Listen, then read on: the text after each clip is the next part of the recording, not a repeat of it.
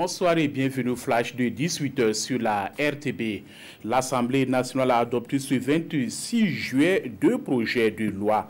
Il s'agit de projets de loi portant modification de la loi portant prévention et répression de la corruption au Burkina Faso et du projet de loi portant composition, organisation, attribution et fonctionnement du Conseil d'État et procédure applicable devant lui. La nouvelle loi sur la corruption permet de faire la déclaration du patrimoine en ligne et de mieux lutter contre cette pratique au Burkina Faso.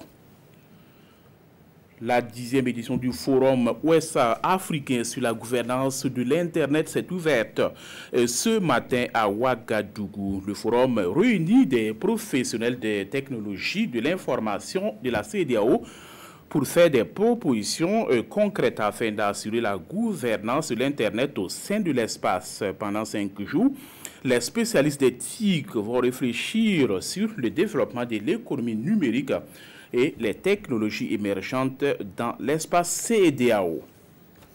C'est demain que les parieurs des loteries des pays membres du Conseil de l'Entente connaîtront les heureux gagnants de la tranche commune Entente 2018. En attendant le tirage, les populations de Tamdogo dans la commune de Pisila dans le Sanématenga bénéficient des retombées de la tranche Entente avec l'inauguration hier d'un CEG dans cette localité. L'infrastructure a été réalisée grâce aux bénéfices réalisés par la loterie.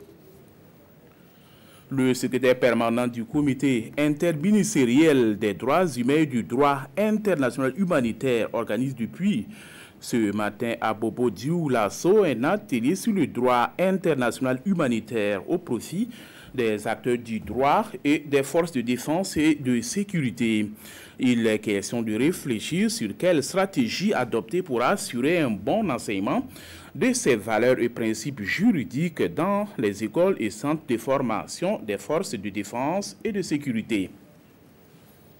Le ministère de la Santé, à travers la direction de prévention de la maladie par la vaccination, a initié une rencontre d'information avec la presse sur la campagne réactive de mars contre la rougeole.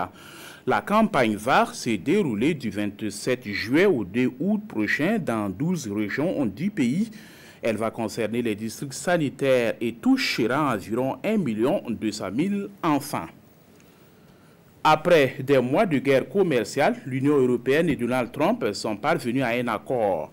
Les deux parties affichent leur satisfaction après plusieurs heures de discussion. Pour Donald Trump, c'est un grand jour pour le commerce qui s'élève. La hausse des taxes sur les automobiles européennes et notamment allemandes était une ligne rouge pour l'UE. La commissaire européenne au commerce avait prévenu en cas